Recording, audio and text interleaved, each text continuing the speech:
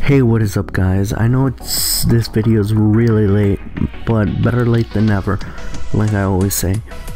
But yeah, this is my week 2 battle against Gamer21, and looking at the team previews, I brought my Stealth Rock Chansey, just standard Chansey with Stealth Rocks instead of like Toxic or something.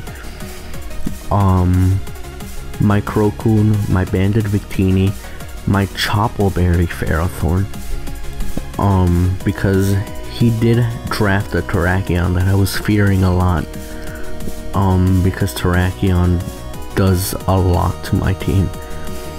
And then my Mamoswine and my Chardyberry Togekiss, again for the Terrakion. Also for the Choppleberry, it also didn't hurt that the Mega Gardevoir could run Focus Blast, and I can like tank that with the Choppleberry and then kill it with a Gyro Ball. But yeah, that's basically it for my team. His team is, I didn't really want him to bring the Rotom Heat, but he did, so I had to play around that because that thing is annoying. Cloyster can potentially sweep my team if it gets up a Shell Smash. I mean, not really though, because I had a Ferrothorn and a Suicune, so it can't really do that much.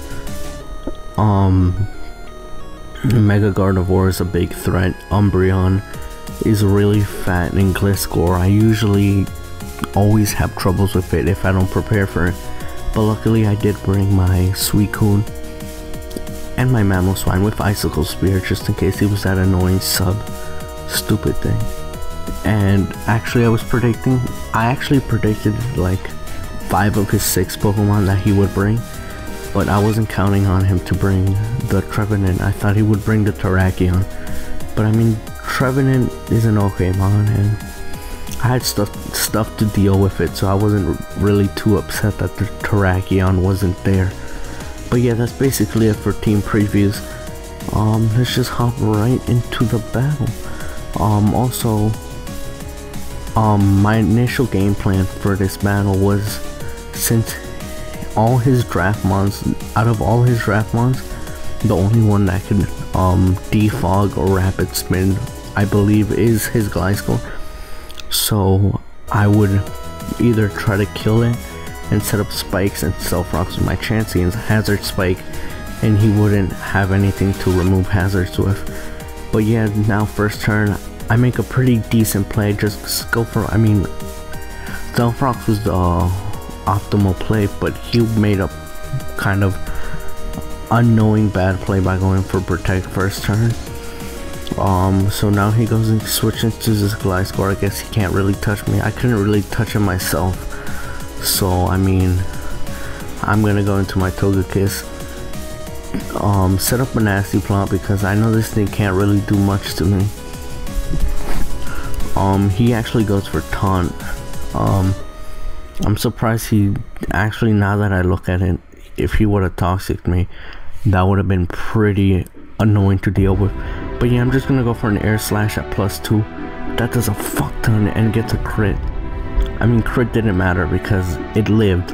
If it would have died, then it would have probably mattered. So yeah, as you can see, he knocked off my Chardyberry. I didn't really need it because, you know, his Terrakion isn't here. So yeah, that crit didn't matter because it's a 2-hit KO even if I didn't get the crit.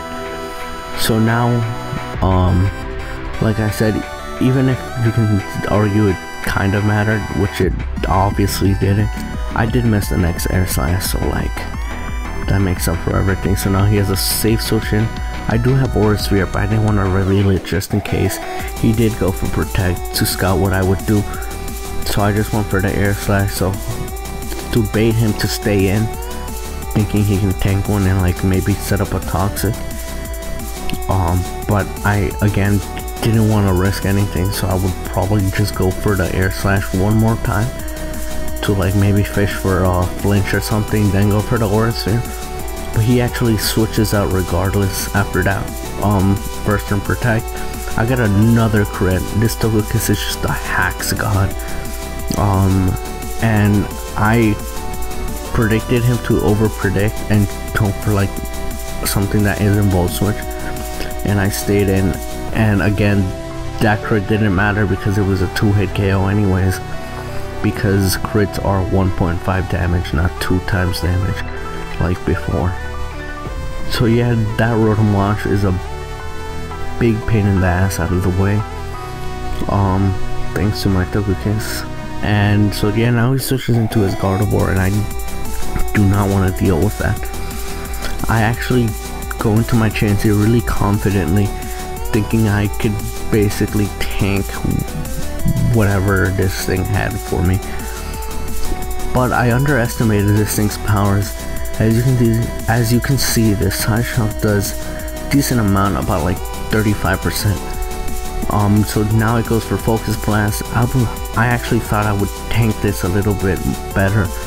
It did around like 40% or something.